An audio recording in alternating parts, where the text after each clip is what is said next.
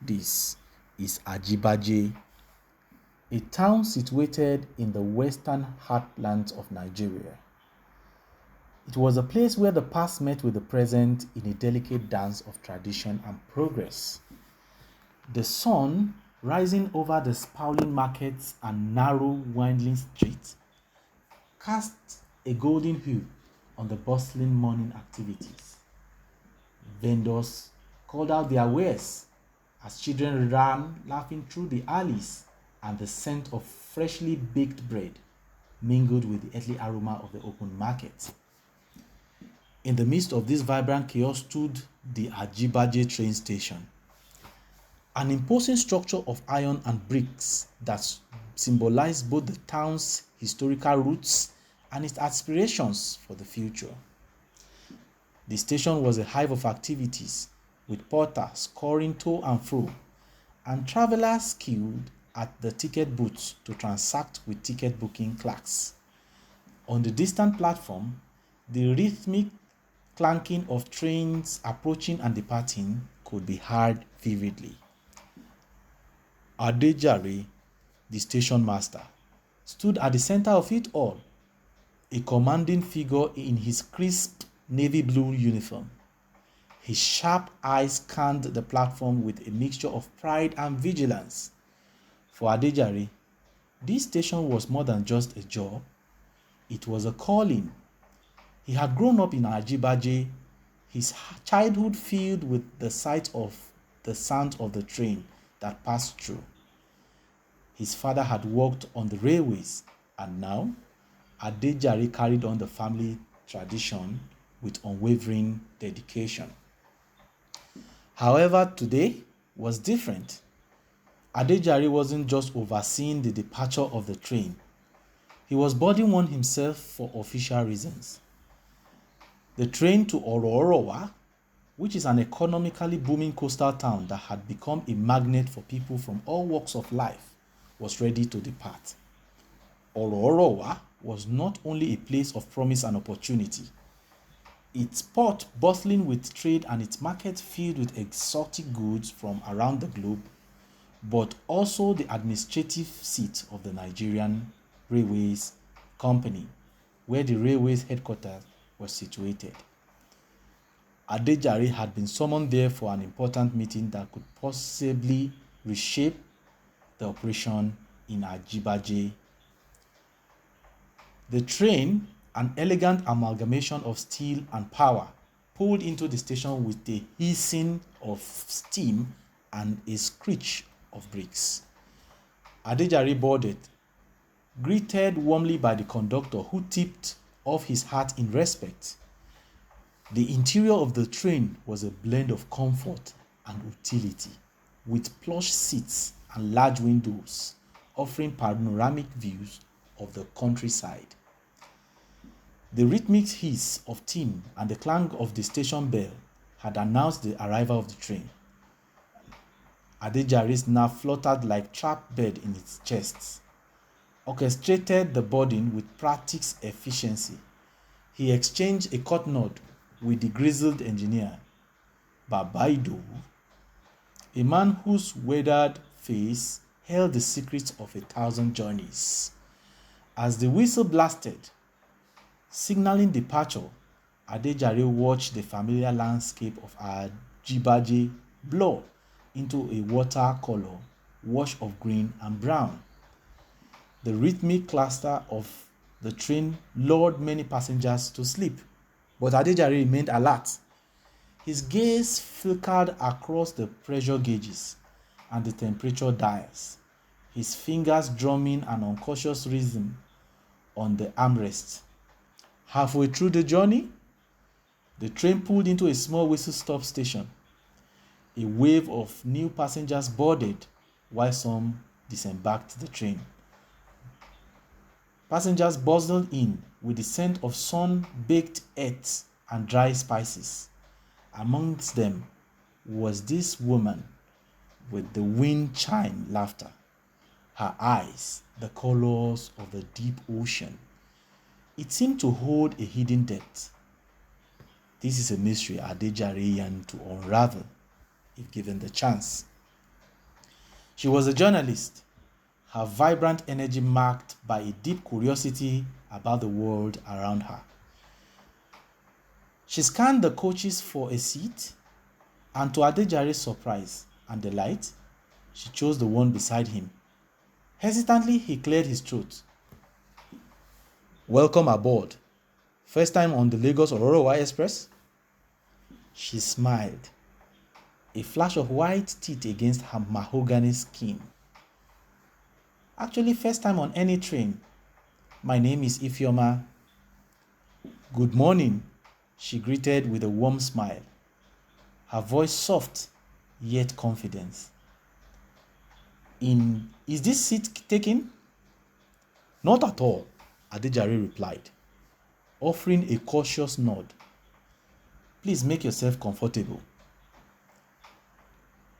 "Adejare," he replied, heart pounding a little faster, with his hands stretched out for a handshake.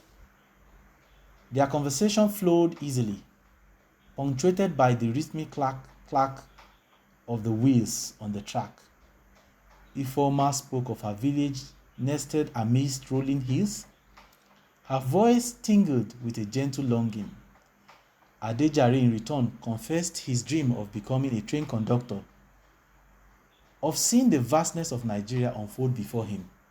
He described the intricate working of the locomotive, his eyes sparkled with a suppressed passion. Now, as the train resumed its journey, their conversation began. Ifeoma's stories of her travels were enthralled, each tales filled with vivid details and captivating twists. She spoke of distant land and exotic futures, her eyes sparkled with the joy of adventure. Adejare found himself drawn to her, their connection deepened with each passing mile. They shared story of their backgrounds, their dream, and their aspiration. Ifeoma's laughter was like music to Adejare's ears, and he found himself opening up to her in ways he hasn't with anyone else. There was a spark obviously between them, an undeniable chemistry that hinted at something more than just a chance meeting. As the train sped towards Ororowa, a faint whistling sound caught Adejare's attention, but he dismissed it as nothing more than steam escaping. Nevertheless, a nagging feeling told him to keep an eye on it. The train had a history of minor issues, and although they had never been serious, Adejare couldn't shake the sense that something was amiss. His unease grew as the journey continued. The train seemed to be picking up speed, and the landscape outside the window blurred into a green and brown smear. Adejare glanced at Ifeoma, who was animatedly recounting a story from her travels, and forced a smile. He didn't want to alarm her, but the hissing sound had grown louder, and he needed to investigate at this point. As the afternoon sun deepened down the horizon, painting the sky in hues of orange and purple, a sudden jolt sent a tremor through the train. Passengers lurched forward, startled cries erupting from all corners. Ifeoma grabbed Adejare's arm, her eyes wide with fear. The train lurched again, this time with a sickening lurch forward. The rhythmic clatter morphed into a terrifying screech as the train picked up speed once more. Panic, cold and sharp, clawed at Adejare's throat. Instinctively, he knew something was terribly wrong. "Excuse me for a moment," he said, standing up and making his way towards the engine room. The hissing sound had grown louder, and as he approached the engine, a wave of heat washed over him. His heart sank as he spotted the ruptured vacuum pressure hosepipe. It damaged more severely than he feared. Adejare's blood ran cold. A ruptured vacuum hose meant one thing: no brakes. The train was hurtling towards Ororowa, at breakneck speed, but beyond that point, the track ended in a perilous plunge into the Atlantic Ocean. He pictured the 840 unsuspecting souls on board, obvious to the impending doom. Adejare knew that as the brake had failed completely, the train would be unable to stop. The consequences would be catastrophic, especially with the train hurtling toward the dead end that terminated in the oceans. He needed to act fast. We have to slow it down, he yelled, his voice hoarse with terror at Baba Idowu. Baba Idowu shook his head, his face grim. There is nothing we can do. The emergency brakes are useless without the vacuum pressure, sir. Despite threatening to consume Adejare, but a spark of defiance flickered within him. He wouldn't go down without a fight. He scanned the engine room, his eye darting over the maze of levers and gauges. A glimmer of hope caught his eyes. The manual emergency brake valve. It was an archaic relic, rarely used in the ages of automated system, but it was their only chance. The manual valve, he said, his voice firm despite the tremor in his hands. We have to try it. Baba Idowu's eyes narrowed. It's a risky maneuver, Adejare. One wrong move, and he trailed off, his voice heavy with implication. Adejare understood the risk. The valve hasn't been used in years, and its rusty mechanism might well fail, but the alternative was unthinkable. Then, with a deep breath, Adejare donned a pair of thick gloves and approached the valve. It was a massive contraption, a wheel the size of a car tire, but one inscription that barely read emergency brake. Gripping the wheel with all his might, he threw his weight against it, willing it to turn. It wouldn't even budge. Panic clawed him, but he gritted his teeth and tried again. This time, with a groan of protest, the wheel yielded a fraction of an inch. Now sweat beaded on Adejare's forehead as he strained, each turn releasing a hiss of compressed air and a jolt through the train. Back in the passenger car, Ifeoma watched Adejare and Baba Idowu walk past and disappear into the rear engine room. A knot of unease tightened in her stomach. The sudden, inexplicable acceleration had shattered the peaceful atmosphere.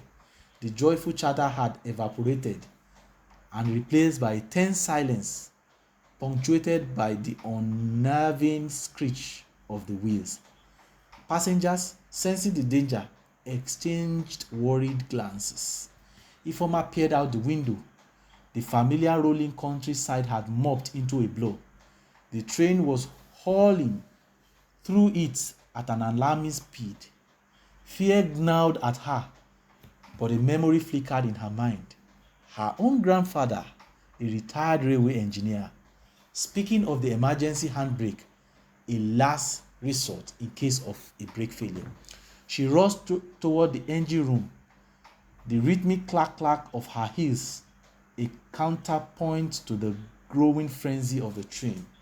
As she burst through the doorway, she saw Adejare struggling with the massive wheel, his face contorted in exhaustion.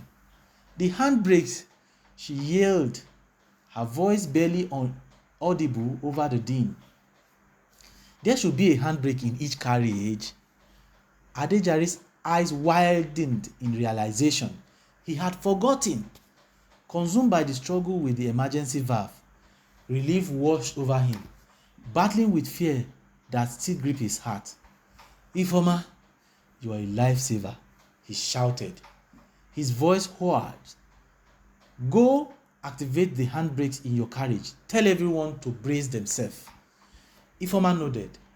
Understanding the urgency in his voice, she sprinted back to her coach, the rhythmic clatter of her step echoing through the panicked murmurs of the passengers. Spotting a metal lever stuck away near the door, she yanked on it with all her might. A grinding noise echoed as the brakes engaged. Sending a shudder through the carriage, she shouted instruction, urging the passengers to hold on tight as the train lurched forward, the sudden deceleration throwing them off balance. Similar scene unfolded in each carriage.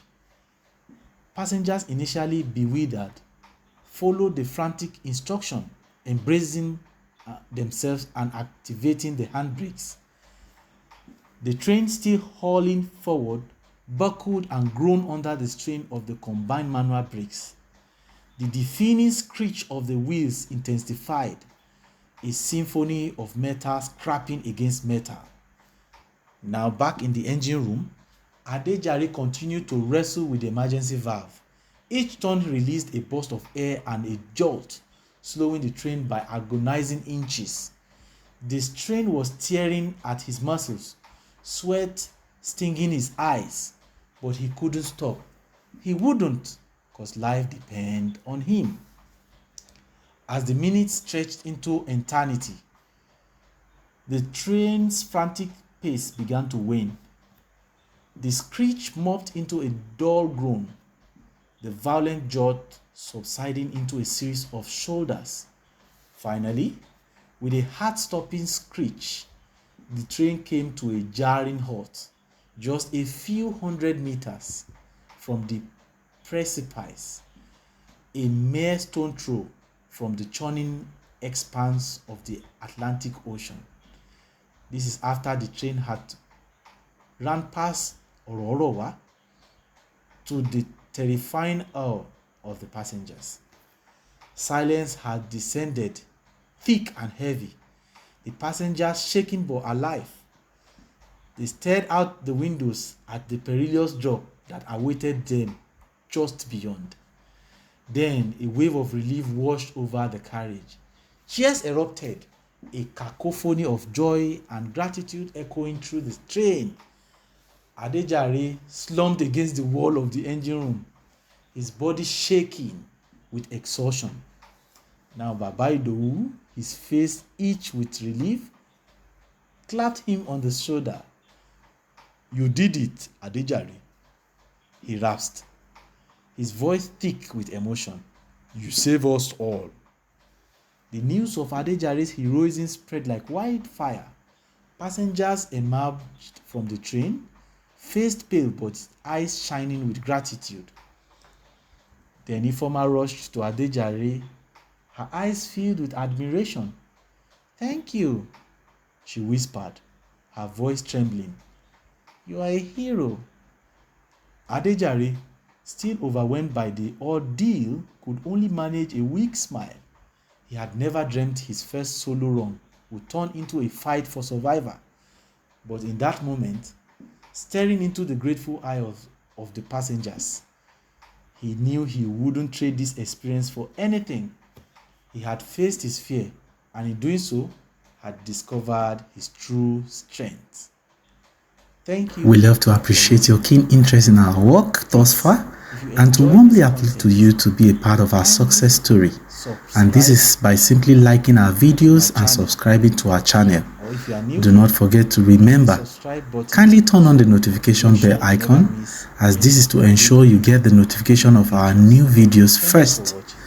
We are giving you our best regards. Do have a lovely day.